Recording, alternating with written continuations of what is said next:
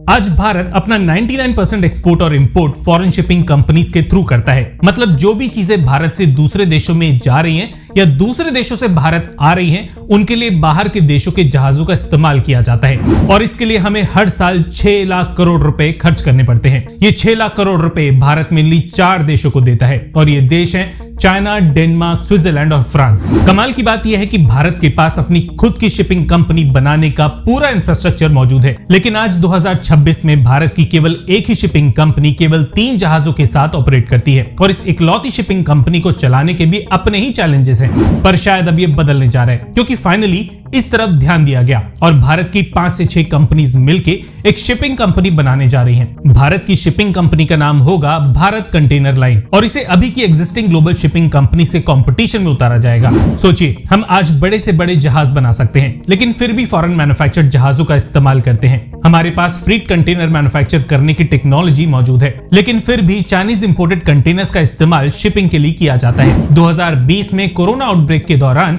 Already इसका अंजाम भारतीय एक्सपोर्टर्स और इंपोर्टर्स भुगत चुके हैं, जब एक्सपोर्ट और इंपोर्ट के लिए भारतीय ट्रेडर्स और मैन्युफैक्चरर्स को 3 से 6 गुना शिपिंग कॉस्ट बियर करनी पड़ी थी। सबसे बड़ी मार तब पड़ी जब लॉकडाउन की वजह से फॉरेन शिपिंग कंपनीज ने ऑपरेट करना बंद कर दिया और कई दिनों तक भारत का एक्सपोर्ट सी पोर्ट्स पे अटका रहा। और तो और चाइना ने उन दिनों में शिपिंग कंटेनर्स की सप्लाई रोक दी थी और इसकी वजह से भारतीय एक्सपोर्ट्स को भारी नुकसान झेलना पड़ा था, क्योंकि हमारी 100% कंटेनर्स के लिए डिपेंडेंसी इस देश पे थी। ऐसे कई रीजंस हैं जो एक भारतीय शिपिंग कंपनी को भारत में बनने से रोकते हैं। चाइना में कार्गो एश्योरेंस पॉलिसी है। इसका मतलब ये कि कुछ भी एक्सपोर्ट या इंपोर्ट करने के लिए सबसे पहले चाइनीज शिपिंग कंपनी के स्लॉट्स बुक किए जाते हैं। इससे चाइनीज गवर्नमेंट ये एश्योर करती है कि चाइनीज शिपिंग कंपनीज को बिजनेस मिलता रहे। भारत में फिलहाल ऐसी कोई भी पॉलिसी मौजूद नहीं है। ऐसी शिपिंग कंपनीज को इंश्योर करने के लिए भारत में या तो इंश्योरेंस है ही नहीं या फिर इंश्योरेंस कॉस्ट काफी ज्यादा है। यह भी बड़ा रीजन है कि इस सेक्टर में किसी भी तरह का कोई बड़ा इन्वेस्टमेंट देखने को नहीं मिलता। इसके अलावा कई तरह के कंप्लायंस और जटिल टैक्स स्ट्रक्चर भी एक बड़ी वजह है कि भारतीय कंपनीज शिपिंग लाइन में नहीं उतरना चाहती। भारत कंटेनर लाइन नाम की इस नई कंपनी के लिए शायद कुछ रूल्स में बदलाव किए जाएं, जिससे और शिपिंग कंपनीज को ऑपरेट करने का रास्ता मिल सके। इसके अलावा फ्रीट शिप्स के कंस्ट्रक्शन को लेके भी हाल ही में कुछ काफी बड़े कदम उठाए गए हैं। शिपिंग कॉर्पोरेशन ऑफ इंडिया ने हाल ही में 8 नए जहाजों के लिए एक बड़ी बिड जारी की है, जिसके अंतर्गत 8 बड़े वेसल्स खरीदे तो जाएंगे,